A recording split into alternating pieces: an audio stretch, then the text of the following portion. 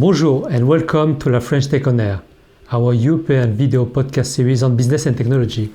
In Europe, La French Tech ecosystem is made of 27 communities that are connecting to the French tech startup scene and creating a bridge to European tech movements.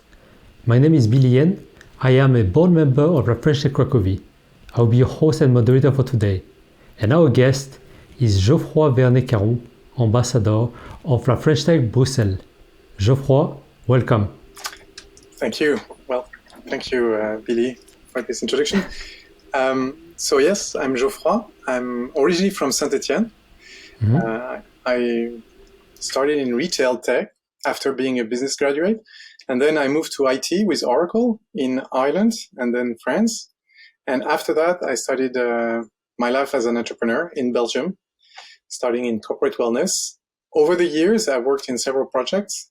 Probably the most famous one here is a social entrepreneurship project called Molen Geek. And of course, I am also one of the co-founder of the Belgian community of La French Tech. You seem to have a really amazing journey, and I'm already looking forward to learn more about this during this episode. So let's start from the beginning. You talk about your journey. Now, can you tell us a bit more about your role in La French Tech Bruxelles? So, from the beginning of our community here in Brussels, my role has been akin to one of an ambassador. I was in relation with all the French techs in France and abroad, as well as the organization that support entrepreneurship in Belgium or that are connected to entrepreneurship in Belgium. One of the things that I did initially was to start a Slack because at that time, so it was back in the previous version of La French Tech, there was two levels for communities outside of France, the communities and the hubs.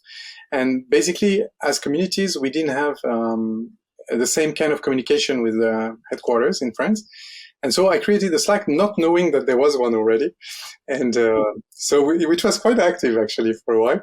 And then later when the things started becoming like they started to merge everything, which made more sense, of course, everything got united. But that was a funny thing because it was made out of necessity. And in fact, it existed already. So do you mean that you was creating the Slack for the French community in Belgium? Abroad, no, the French tech communities throughout the world. Okay. Because I was as my role of an ambassador, I was calling a lot of French tech communities abroad to exchange business practices to see how they were doing and organizing. Understood, yeah. And I said, with each one of them, I said, oh, maybe we should have a communication channel, something where we can talk about these things. And they say, yeah. And actually in that Slack, they were at the same time the communities which were not yet certified. The thing is, the headquarters in France, they didn't certify every community, not because the community didn't fit a special format, because they didn't have enough bandwidth to certify them. They were just understaffed. Okay. So we were left with less communication. And so this was very popular, yeah. And then it became something more official. So what happened? Did they found out your Slack contraband channel? I ended up being like a sort of a pirate. Yeah, exactly. Like a pirate channel, but I didn't know. It was made out of necessity. We needed something to talk to each other, to exchange business practices. Obviously. And in fact, they had done one, but the reason why they didn't invited us in the Slack was really strange.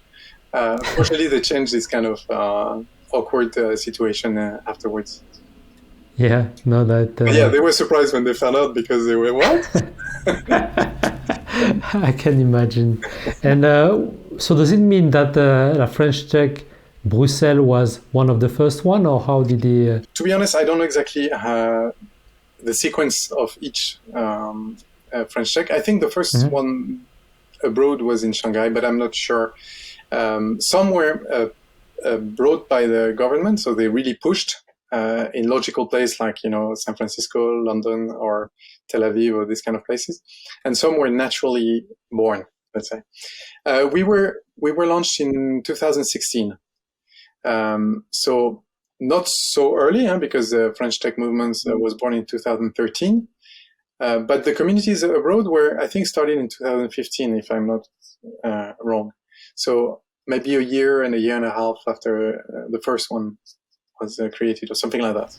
How did it started? How did you decide in 2016 to say, okay, let's build a French tech community in Brussels? Thank you for that. Yeah, it was actually one of our co-founder, which ended up being the president of the first version of our community, because we have changed the board. I mean, the executive team, I should say. So the first executive president, a woman, she saw that there was a sort of call for communities, and she knew a certain numbers of entrepreneurs. So she contacted us, and she grouped volunteers to propose to launch the community here. And we were, I think, we were from the beginning, we were like 5 in the executive core, but already a team of 8 or 9 in the executive team altogether. There were like 4 or 5 core team members, and then 3, 4 more people that we could really mobilize easily. And then there was a second circle. I mean, of course, there's always people interested, but on far away reach. And I think that's really important what you're saying, that you can mobilize people and engage, because we need to remind that French tech communities abroad, most of them are volunteers. So, This is an activity that you do outside of your work, but also life. So, it's always hard to have resources or time to sometimes develop some project or implement some actions. Exactly. Actually, that's another thing I wanted to say, actually, because I talked about my journey a bit, my journey as an entrepreneur or as a professional, and also a bit of my journey as a French tech co-founder. But you're right to mention this, because I think one of the biggest challenge is that the time it takes. And I've been very involved in my community. I was not forced to do it. I think in my case, I was happy to give the time, because I see that as a great way to interact with other entrepreneurs and to get involved in the ecosystem. So in a way, what I got from spending so much time on it was to feel, connected to the ecosystem, entrepreneurial ecosystem, and I love that. And so that's how I balanced it. But yes, it still took a lot of volunteer time.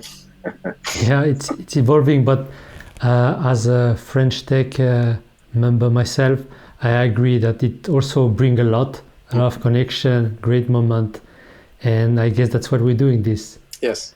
Yeah. To learn more about your ecosystem at la French Tech Bruxelles, can you explain how does it look like? Maybe can you tell us a bit about your members, your community, what kind of event you organize? So we have now the new bureau, executive team, I would say, because there's that idea of a board and executive team, but I'm talking about the executive team, which is the team that actually lead the community. Is made of 5 people right now, and then we are supported by the Chamber of Commerce, the Belgium French Chamber of Commerce, who is representing Business France in Brussels, in Belgium, actually. So this is like the team, and then the community. We have approximately we had about 1,000 people registered on our newsletter. Even though we lately have made a little bit of cleaning, because some people have moved companies and these kind of things. So it's a little bit less, but it's about this. And we have a core, people who attend events. They are senior French entrepreneurs who have moved to Belgium over the years from some prestigious companies. And we have also some key Belgian players who are very well connected to France, either by their, of course, their business, obviously, but also it could be for personal reasons. And based on the theme or the speaker, then we have, of course, selective attendants who are interested by the speaker or by the theme. So this would say, so I would say a bit less than 1,000 people following our activity in Belgium. That's a great audience already. Yeah, well, we've been here for a few years, and also that's one of the particularity of the French tech community in Belgium. I would say we have a sizable French community, like residents, and among those French, they're Belgian residents of French nationality. Among all those French living in Belgium, quite a few are actually connected to the tech scene. I saw that even before I started the French tech community here. I've met throughout my first years. I met a lot of people, and they happened to be French. So we have a presence. So that's very interesting that you mention the French community in Brussels. So what would be the profile of the French person coming to Brussels? The profile of the French people living in Brussels, you mean? Mm-hmm. Or Belgium?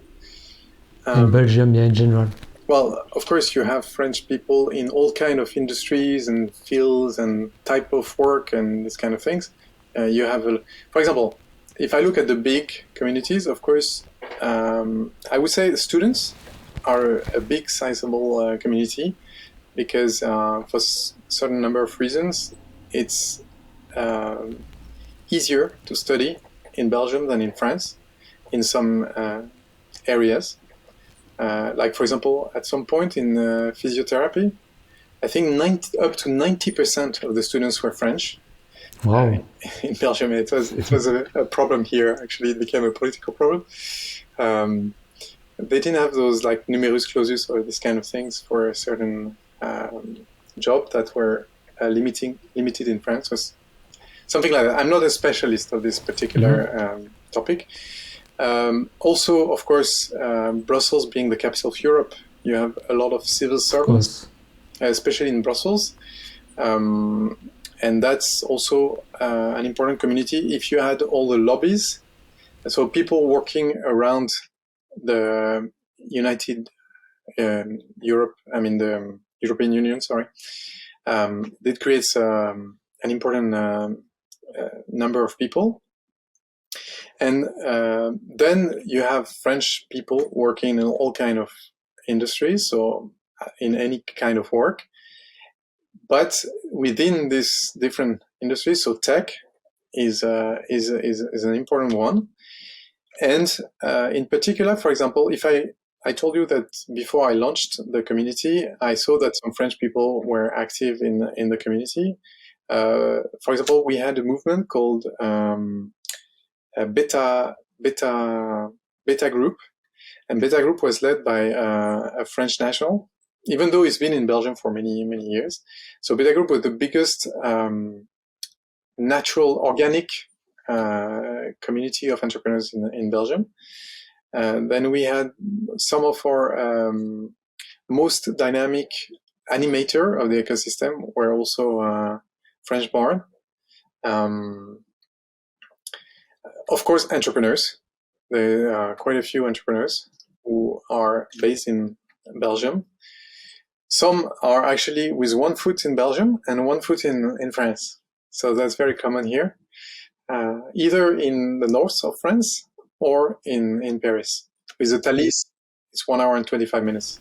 Yeah, I can imagine. So when you mean that they have one foot in Belgium, one foot in France, does it mean that they are going back and forth pretty often, or they have businesses or families? Or yeah, if I look at, for example, two of our previous board members, one is French national, Damien, and he launched a bank, a new bank, one of those new bank, Anytime. It's called. It has been bought by Orange Bank, and he was. So I think the headquarters were in Belgium. He lived in Belgium, but he was going to Paris every week. So he was really living between the two countries, and he had like a second headquarters in Paris, and he was really working. All the dev team was in Belgium, and that's something you see a lot actually, because developers tend to be a little bit cheaper in Belgium. And so what happened is I was just in a talk with another member of the community, a company that is based in Bordeaux for the headquarters. It's called Mango 3D, but the dev team is in Liège. That's interesting because we have a lot of tech team as well in Poland, and because I think this is one of the biggest growing sector. What about Belgium or Brussels? This is like even nearest than Poland. So if they definitely want their dev to be really close by, really close by, but still a little bit cheaper, then they go to Belgium. If they want a little bit more cheap and not too far, they go to east of Europe and Poland, of course. Yeah. And then they can go even further. But but that's true that it can get easier to have some IT workforce in Belgium. One of the things that also makes Belgium popular for French companies is also the fact that they speak French. Yeah, that's a big advantage. That is, and especially for us French people, we like to speak French. So. Yeah, in Poland, of course, this will be more challenging, and because you know how much can be lost in translation when you talk to developers. And I know because I've actually had an experience with Ukrainian developers, and great company, but I could see how much was lost in translation. Okay, I don't have such experience, but I can imagine that it has some impact on the communication. But it's not just a language, because we both spoke English very well. Of course. It was sometimes it was just like how we do things, like the cultural translation of things. Yeah, culture can also play a role. And would you say that is there some industry that is prominent or stronger in Belgium? Okay, one particularity of Belgium, I would say, is that they are really focused on B2B activities. Probably because it's a small country with 3 official languages, 3 regions. And so basically you have like micro markets if you are targeting the end customer, right? But if you are targeting the businesses, you may still have to use the languages, but your contact will be less, and you can use English for a lot of things. So it makes it more easy. I think it's one of the reasons why B2B is so developed, and that's why like analytics, like solution for analytics or software or enterprise software is quite developed here. But also they have specialties in Belgium, and those are biotech, Healthtech, and Fintech. Those would be the 3 largest. Beside what I said with B2B software, this would be the 3 largest industries. If you look, actually, I don't know if you wanted to ask me, but if you look at 2, probably the top scale-ups here. That was actually my question. All right, so there you go. I anticipated. So the 2 biggest startups, they kind of represent what I'm saying, because it's Collibra and Odoo. And there are 2 things interesting. First, what topic they cover. So Collibra is data governance, and probably the world leader in this field. And Odoo is enterprise software. Basically, they compete against SAP or Oracle with tens of the price, but the same functionality. And they're growing very, very fast, both of them. And what's interesting is that they also represent Belgium very well, because Collibra is a Flemish company and Odoo is a Walloon company. So they balance very well the country in a way. Just a side note, maybe to give you some other startups that are not of note here in Belgium. Deliverect, maybe you don't know, because Deliverect is that company that is between the restaurants and the food delivery company. Okay, no, I never heard of them. So Deliveroo or Uber Eats, they connect to Deliverect, and Deliverect connect to restaurants. So they're that layer between, and they're doing very well as well. You've got IBAN First, who make change rate for international payment much cheaper and accurate. Or Team.blue, which is like the Belgium equivalent of OVH, which is the main hosting company here. Or one more example, Unified Post. Unified Post transfer paper processes into digital processes. And they are a very fast-growing leader as well here in this area. Yeah, I guess that can be a very useful process technology for a lot of companies. And how does La French Tech Bruxelles engage or get involved within this strong community and startup and corporations? Basically, we work on bringing visibility, still animating the community, like federating, creating connection. I think this is very important. And helping, of course, a connection between the countries. So we can create connection, of course, within the community, but also between France and Belgium. So we work on all aspects. So just recently I was contacted, for example, by this company, Mango 3D, who was looking for talent in Belgium. So that's one aspect, for example. So they see if we can help on this. Of course, we're not a job agency, so we don't have a list of of job offers, and that's sometimes very frustrating, because we wish we had something like that. I'm working actually on a project that I hope to show the communities soon, to help for this to some extent. I think that's a big need for a lot of communities. Yeah, I will show you. It's based on my own need here, so I hope it will extend to others. Just check if La French Tech Central didn't develop one before, not to pirate them second time. I do it not only for the French Tech, I do it as a project. And nice. Of course, if French Tech has one, then I'll be too late. But otherwise, I may be a good fit. We will. We can talk about it on the side. Sure. So basically, if I sum it up, I say we create connections. So create connection between people within the community and between France and Belgium. This is the idea. I guess, it's a lot of testing, experimenting, and we try a lot of things. I'm sure that you have a lot of stories in the last few years. Yeah. Can you share with us, and maybe as an example for other French Tech communities, what was your biggest success, but also what was your biggest fail that you could learn from, of course? Well, biggest success is really hard to say. I mean, we've done some events that created some amazing feedback. Probably one of the biggest event we did was probably the food tech event. Actually, this is one I decided to. Was not my role in the French Tech community to organize the events. I told you I was more like an ambassador on the outside, but I wanted to get involved, like really hands in the mood to see what it means to organize an event. And that was actually, it ended up being our biggest event. That was not the plan, with 21 speakers. But it's about food, right? So yeah, people love food. In Belgium and in France, it's very important. So it became the most popular one, right? Because of the topic. Yeah, it has potential. and after, of course, people could taste some of the food that some innovative startups brought. So yeah, it was a really a nice event, and it created a lot of. I know we got a lot of positive feedback on this one.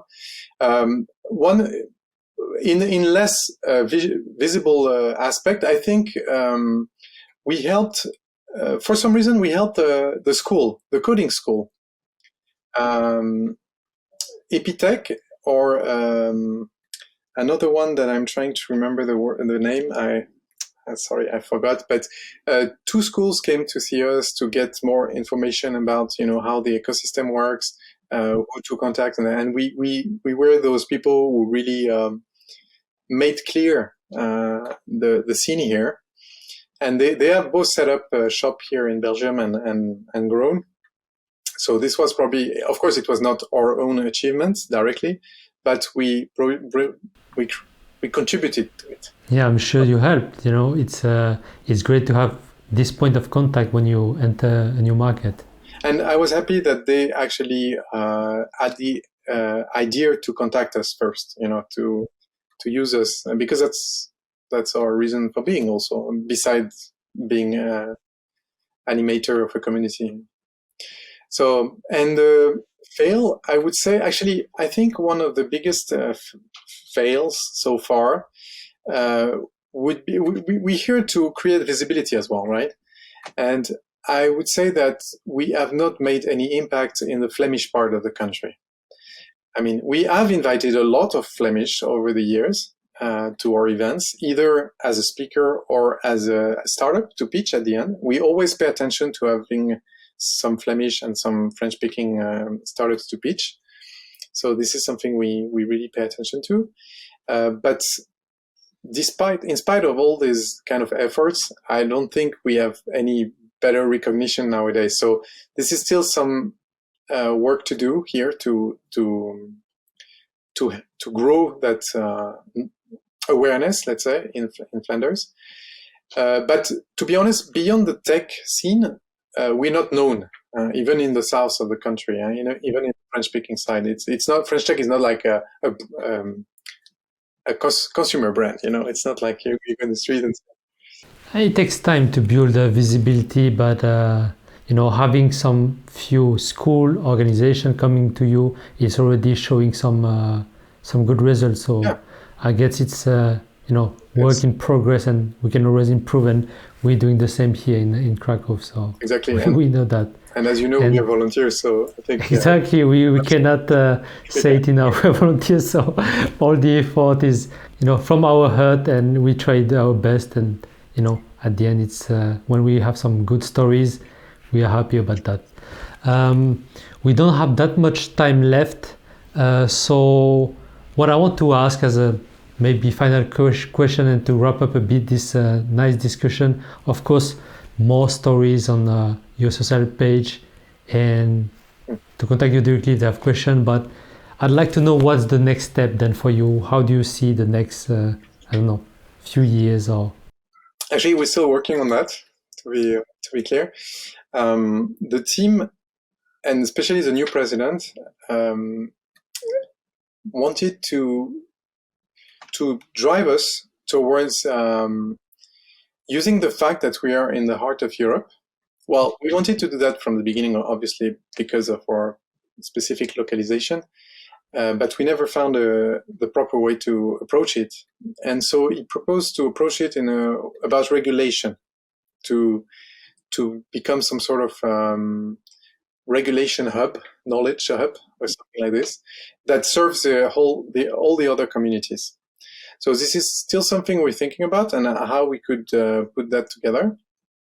Otherwise, we'll keep doing what we do. So basically, events that bring the community together.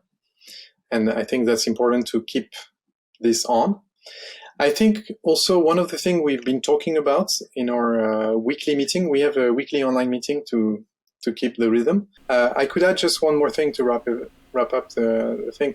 Mm-hmm. I wanted to say that actually Belgium being very close to France, we probably have a different approach to things, because for many startups or scale-ups in both countries, it's like an extension, I mean, except for the Flemish, who probably may look at Holland as an extension of Flanders. But clearly in the south or in Brussels, when they start building, they have that idea that they will go to France soon. And the French a lot of them see Belgium as a natural, extension of their scope. So whether in terms of talent, and I gave some example, in terms of technology as well, where it could be bred in both countries, or in terms of investment for sure, because a lot of French funds invest in Belgian startups. And you can see some Belgian money coming to French startups as well. So you see, my point is to say that those two markets are very, very connected. We hope you to be even more connected in the future. Exactly. That is the goal. Thank you. Thank you again, Geoffroy.